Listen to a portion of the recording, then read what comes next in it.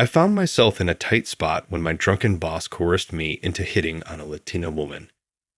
My Spanish is terrible, but I innocently parroted what he told me, prawn nada, which I later learned means you look like a prawn nada. Suddenly, the air around us froze. A slap flew from the woman. You really suck at Spanish. Ha. Pa. That's hilarious. My boss wasn't just laughing at my humiliation. He was filming it on his smartphone. When I woke up the next day, my phone was bombarded with notifications. You're famous worldwide now. You're done for. My name is Joseph. I'm a typical office worker at a small to medium-sized company in New York. I describe myself as diligent, reliably getting through work.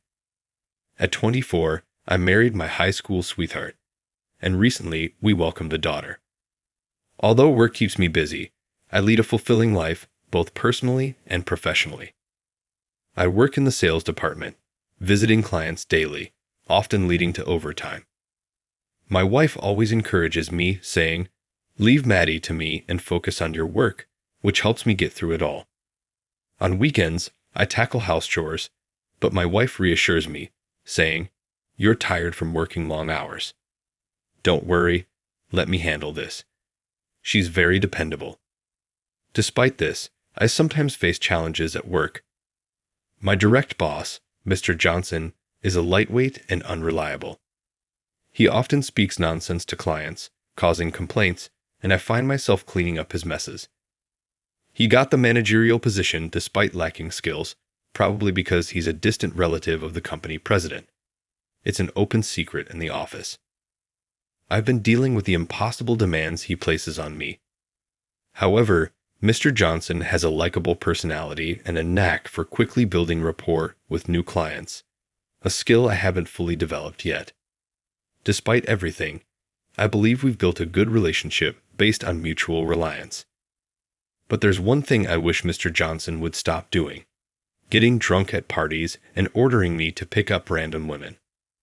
I've refused several times, feeling guilty towards my wife and knowing women would be annoyed by me approaching them. However, once Mr. Johnson gets drunk, he becomes tyrannical and threatens. If you don't do as I say, you're fired. Apparently, Mr. Johnson, a single man, gets jealous of me for marrying young. At these drinking parties, he always brings trouble to me with his unreasonable demands. Even though I know it's unreasonable, I can't defy him, so I reluctantly approach women, feeling guilty towards my wife. One day, after securing a major contract, our sales department held a celebration at a fancy Chinese restaurant. The mood was upbeat. As the night progressed and everyone got tipsy, Mr. Johnson, already wasted, ordered me to hit on women as usual. I felt a rebellious urge, influenced by alcohol. Mr. Johnson pointed out a brunette Latina woman at a table. I refused, saying I couldn't hit on a foreigner, especially since I couldn't speak Spanish. Mr. Johnson dismissed my words and insisted, "It's fine, just go and tell her, presa zapa." With no knowledge of Spanish, I asked what that meant. He replied, "It's a way to describe a slim and stylish woman. Don't worry, it's a basic compliment phrase." Trusting his words, I approached the Latina woman. I awkwardly started with, "Hello, how are you?" She kindly replied with an excited, "Oh yeah." Confused, I glanced back at my table. There was Mr. Johnson with his smartphone, moving, "Hurry up, say it, or you're fired." Realizing I couldn't fake it, I braced myself and said, "You look like a prawn nada," in Spanish. The moment I spoke, everyone froze. The Latina woman stood up and slapped me. I was so shocked that I sank down to the floor, not understanding what just happened. I was completely lost, leaving me behind. The woman became emotional and started yelling at me in rapid Spanish. Frozen, I remembered her reaction right before she got angry. She was responding to "Pesa zuna puta." That's when I realized I'd been tricked by Mr. Johnson. Feeling intense anger towards Mr. Johnson, I knew I had to apologize to the woman. I repeatedly apologized. Her blonde friend, who came to dine with her, calmed her down and in broken English said, "It's okay, brother, leave this to me." After I apologized once again, I returned to my seat. When I returned to my seat, I found Mr. Johnson there, holding his smartphone and laughing uproariously. He told me the truth, laughing, "You really are terrible at Spanish. I'll teach you. What you said to her means you look like a H." That was so funny that even I got angry and retorted, "Mr. Johnson, I've already told you I want you to stop these unreasonable demands to hit on women. And now you've made me insult a woman I don't even know, a complete stranger. This is going too far." However, Mr. Johnson showed no signs of remorse and mocked me, saying, "It's your fault for not understanding Spanish. Why are you getting all upset with me? It's true that I can't speak Spanish, but that's exactly why I asked for clarification. And it was Mr. Johnson who gave me the misleading information." I looked around for help, but either everyone found it funny that I couldn't speak Spanish, or they just averted their eyes, trying to suppress their laughter. Even I was infuriated by this situation, and although some colleagues tried to calm me down, it wasn't enough to quell my anger, and I left the scene. The next day, I woke up to incomprehensible messages on my phone. "Is this the number of rubbish of society? You're a disgrace to the States. Never go outside again." I received these unfathomable insults from unknown email addresses and phone numbers. Groggy, I initially thought these were spam or scam messages. However, as I scrutinized the messages, I realized they were all criticizing last night's incident. Why they know about it? I was terrified, covered in goosebumps, and my mind went blank. Why am I receiving so many messages from unknown people? Despite feeling sick and scared, I scoured through the messages to find a cause. That's when I found a video posted on a certain social media platform. It was a short video, only a few seconds in length, capturing me getting slapped by the foreign woman after saying an inappropriate phrase in Spanish. The comment section was filled with harsh criticisms, such as, "A disgrace to the American people," "A stain on the face of the States." There were messages in foreign languages which I couldn't read. The video was uploaded anonymously on social media. However, there was no blurring or pixelation on myself, the woman, or the restaurant to conceal our identities. That's it. I tracked down the address of this idiot. I found out the company he works for. Interestingly, their stock price is plummeting. Quite hilarious. My identity was already exposed on the internet, including my real name, social media ID, address, and workplace. Fortunately, it seemed the foreign woman was only shown from behind, so her identity wasn't exposed, but my social media account was flooded with baseless messages. The notifications just kept increasing instead of decreasing. I turned off all notifications, but the situation had already spiraled out of control. Friends were calling me to confirm if it was me, but I couldn't dare to answer the phone due to the numerous calls from unknown bashers. I explained the situation to my wife and borrowed her phone to contact a close friend. I told them that I was deceived by my boss into saying those words and that the video was edited to emphasize the incident. However, I sincerely apologized to the woman. Unfortunately, the video is already on the internet, and my personal information, such as my phone number, is out there as well. Because of this, I hesitate to make calls. I asked my friends to spread the word that it was a setup and a false accusation. Lastly, I informed them that my phone is in chaos, so I can't be reached. Despite the morning chaos, I went to work to confront Mr. Johnson. Due to the video on social media, my company had been exposed, and by the time I arrived, there were onlookers who had probably seen the infamous video gathered at the company's entrance. Unable to enter through the main door in such a situation, I went in through the back door. The office was in chaos. The receptionists and call center agents were overwhelmed by inquiries and prank calls. As a result, shortly after I arrived at the office, I was summoned by the president and executives to explain the video. I informed them that the video footage was from yesterday's incident, that I had been deceived by Mr. Johnson, and explained that he was the one who filmed it and uploaded it on social media. After hearing my desperate plea, they responded, "All right, we understand your point. Let's discuss this with Mr. Johnson as well." Subsequently, Mr. Johnson was also summoned to join the discussion. Immediately, the president and executives addressed Mr. Johnson, asking, "You're aware of the video featuring your subordinate, Mr. Wayne, aren't you? He claims that he was deceived by you and that the video was recorded at that time. Is this true?" However, Mr. Johnson denied any involvement, saying, "I have no idea about that, and of course, I didn't record any such video. I would never force or deceive my subordinate like that. In fact, I was trying to stop him from hitting on women while drunk, but he wouldn't listen. In my attempt to intervene, we caused a bit of a commotion, and I felt the other customers' eyes on us. So, I think that video was probably taken and shared by another customer in the restaurant. The restaurant went particularly quiet when he was slapped.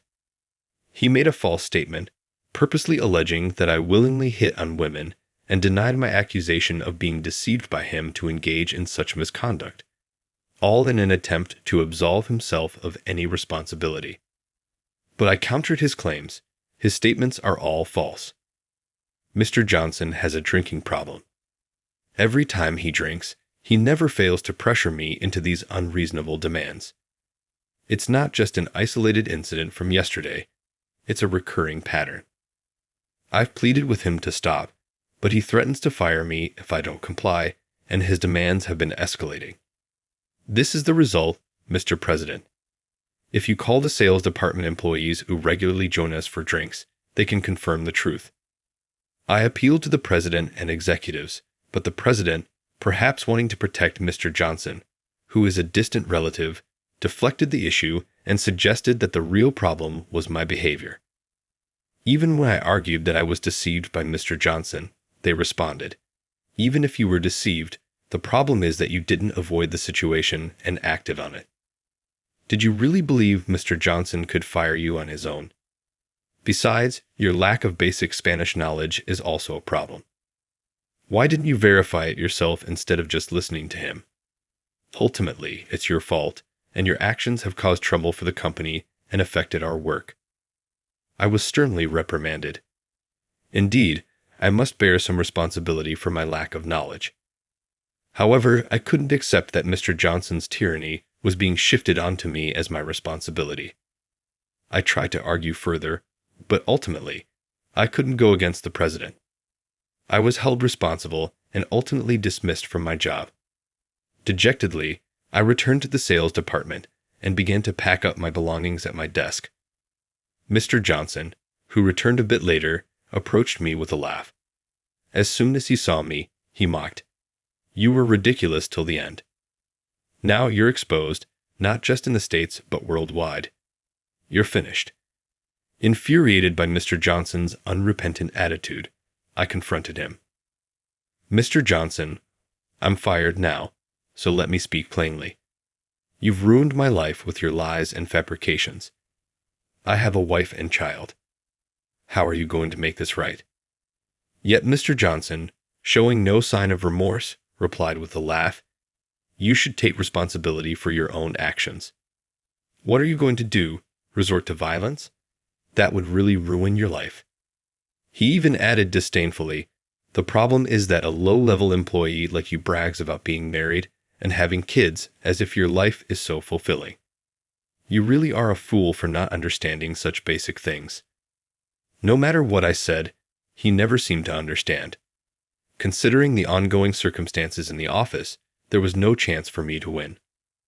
I felt the urge to yell out in anger, but doing so would only prove that what Mr. Johnson said was correct and truly ruined my life. In the end, there was no other option but to resign. There was nothing I could do.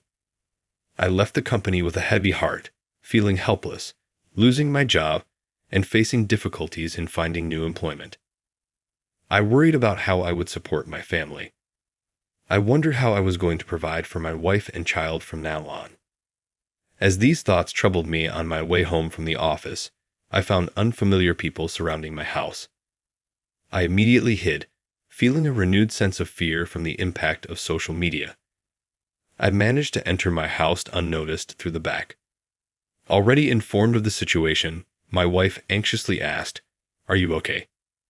It seemed that while I was at work, onlookers who had seen the video gathered in front of our house. At first, they threw things and yelled, "Societal trash, come out." But my wife, remaining calm, called the police, and the commotion subsided. However, even then, the onlookers didn't leave.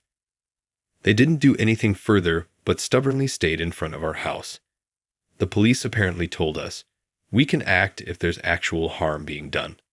But if there isn't, there's not much we can do." This left us in a situation where we couldn't even leave our house. If this situation persists, our daily lives will surely be greatly affected. Anyway, I have to tackle the situation immediately. First, I need to get my wife and child to a safe place. With that thought, I told my wife to stay at her parents' house. I checked the surroundings again through the back door and left the house as if fleeing in the night. I then escorted my wife and child to the train station. "What are you going to do now?" she asked. As I bid farewell to my wife, I put on a brave front and said, "Don't worry. The frenzy on social media is always intense at first. It'll probably settle down in a week. I'll manage somehow until then." With these words meant to reassure her, we parted ways for the time being. As I approached my home, I was frightened by the increased number of onlookers and couldn't enter my house. Instead, I sat dejectedly on a bench in a nearby park. Though I had reassured my wife earlier, I felt desperate, wondering what to do next. That's when a mysterious blonde woman appeared and approached me, saying, "There you are." I immediately braced myself, thinking she was one of the onlookers who had seen the video and come to my house. But soon, I realized she was the woman involved in yesterday's incident. She had dyed her hair, and I expected her to complain about my actions yesterday and the exposure on social media. I immediately started apologizing profusely as soon as I recognized her. However, the blonde woman started talking to me in fluent English, saying, "No need to apologize. I know it's not your fault. I'm Catherine. What's your name?" Bewildered, I replied, "My name is Joseph." Catherine shared a lot with me. She's quite a famous influencer, broadcasting about her life in the States to the outside world. She allegedly has many followers worldwide due to her beauty. She primarily posts pictures of famous spots to introduce them to her followers. Additionally, she creates videos containing content about her daily life for her followers in the States. Yesterday, she was at a dinner with a friend and wore a brunette wig to avoid being recognized by her fans. "That's why I'm blonde today," Catherine said, seemingly proud of her disguise. I watched the video and read all the comments. It's centered on the act of slapping you, triggering this entire situation. Now, everyone seems to think it's acceptable to scorn you so much. It has turned into such a mess. I'm truly sorry for what I've done. Catherine apologized, looking remorseful about the incident that happened yesterday. As Catherine had nothing to apologize for, I hastily said, "Even though I was deceived, I was the one who made the disrespectful remark. I'm truly sorry for my insulting words and for making you upset." With that, I apologized once again. Yet, Catherine said, "You were deceived by a friend, right? You obviously didn't seem to know what you were saying. I realized it when your friends burst into laughter as you returned to your table. Also, I should have been more composed because I was aware that your friends seemed quite intoxicated, and I know those people would do something terribly embarrassing under the influence of alcohol. Furthermore, I can't stand people who betray their friends like that. I regret slapping you now. I should have listened to your side. I'll help you stand up to your enemy." With that, Catherine took my arm. Though I was confused and overwhelmed by her words, Catherine pulled my arm and led me away. She didn't seem bothered at all.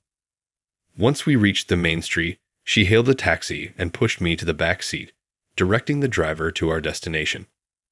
Inside the taxi, I was still in a state of confusion. We ended up at a law office. Here's my legal advisor. They helped me a lot in the States. Being an influencer involves a lot of tricky situations, so I rely on them frequently. Catherine explained with a smile as she introduced me to her lawyer. The lawyer, already briefed by Catherine, seemed to understand my situation. I understand your difficult situation. Leave it to me. I specialize in social media-related legal matters. The video has been posted anonymously by an individual, so we definitely have a winning case. With the lawyer's solid assurance, I began to feel hopeful. After signing a contract, the lawyer promptly started handling the case. A few days later, I visited the company with my lawyer, having an appointment. We were smoothly escorted to the president's office. As soon as we entered, the president, looking a bit embarrassed, guided us to our seats. "Mr. President, my client is claiming damages from the company," Mr. Johnson, my lawyer, said. The president, looking irritated, replied, "You seem to be making a big deal out of a matter we're still dealing with inquiries related to you.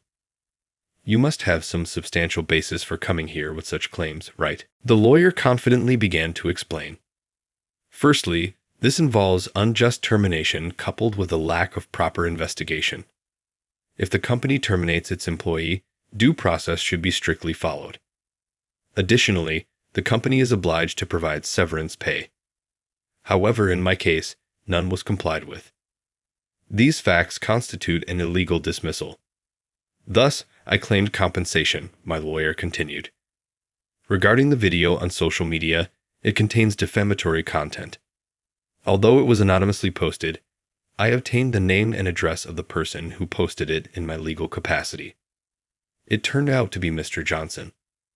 Without a doubt, hearing the lawyer's explanation and realizing they were at a disadvantage with solid evidence against them, the president hastily called Mr. Johnson to the office. Upon entering the room, Mr. Johnson had a defiant look, as if to say, "Why are you here?" Initially brazen, as the lawyer reiterated the explanation and presented the evidence. He gradually turned pale upon learning he would face charges for posting the video without consent from Catherine and me. Mr. Johnson broke down and apologized profusely. "Your apologies mean nothing now. As I've said before, your actions are destroying my life. Why did you make me do such a thing? Didn't you think it would come back to haunt you?" I confronted Mr. Johnson once more. He then revealed everything. He hated me. He was jealous. He was troubled by his inability to perform well at work and found it painful to always be saved by me. Furthermore, I got married and was blessed with a child. For him, I was having a successful life, and it only fueled his insecurity and jealousy. That's why he set up a trap. It was a joke. He captured a perfect scene of me getting slapped and make a sensational video. So, he uploaded it for fun. That was his story. The lawyer interjected, "You claim it was just for fun, as if you meant no harm. However, you must have felt guilty when you posted that video anonymously. Your actions clearly had malicious intent and are unforgivable." Mr. Johnson had no room for rebuttal. "If you agree to the settlement we propose, we won't take this to court," the lawyer said. When he uttered those words, Mr. Johnson and the president hung their heads in defeat, realizing that a hopeless lawsuit would only tarnish the company's image further. The president refused to go to court. Consequently, Mr. Johnson and the company agreed to pay the compensation demanded by CAFR and ENI. The legal action against the video spread on social media was swiftly handled by the lawyer, gradually leading to its resolution. Additionally, Catherine, in her new video, explicitly explained the facts surrounding the incident and informed the viewers that the man in the video was, in fact, a victim. He was forced to utter such an insulting phrase even though he didn't understand its meaning. Furthermore, she cautioned the viewers against making jokes that could harm others. Thanks to her message, people lost interest in the incident. Later, I met with Mr. Johnson to sign the legal documents regarding compensation for damages. Then, I told him, I know you were often casual in your approach and given leeway due to being the president's distant relative. However, your personality, brightness, and negotiation skills led to many successful contracts. While you may not have been as skilled in the job compared to others, your excellence in winning over clients and your exceptional communication skills were evident. You excelled at finding and retaining new clients. After that, either I or someone else would follow up, eventually leading to a contract. Without your sales abilities, we wouldn't have been able to secure half of those contracts. Hearing this, Mr. Johnson began weeping and said to me, I am very sorry. I know it's too late to change anything now.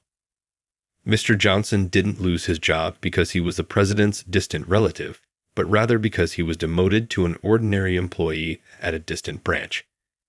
He now has to rebuild his job from scratch. The president apologized to me again and offered to rescind my dismissal, asking me to return to the company, but I politely declined. Hey Joseph, what's next on the schedule?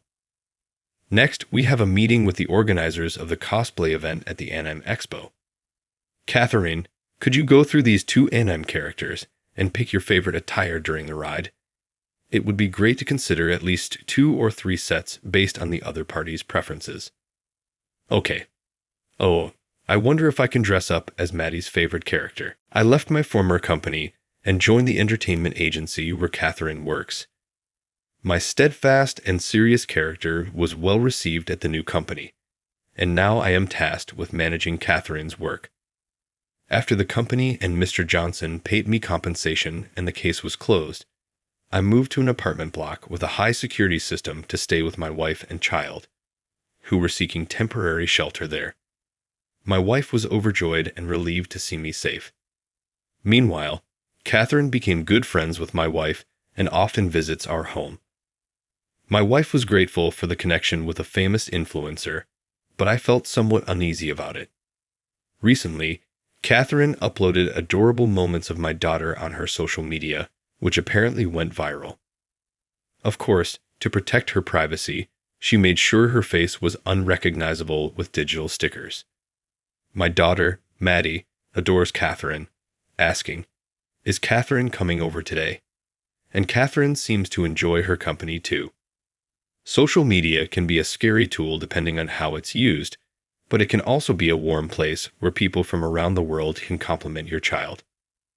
Above all, unlike an ordinary office worker, it has the potential to generate immense wealth, but it can also lead to losses. Because my daughter's video on Catherine's account went viral, we received a bonus from the company, and my wife and I were thrilled, praising Maddie. However, having once been burned by social media, we remain cautious about its use.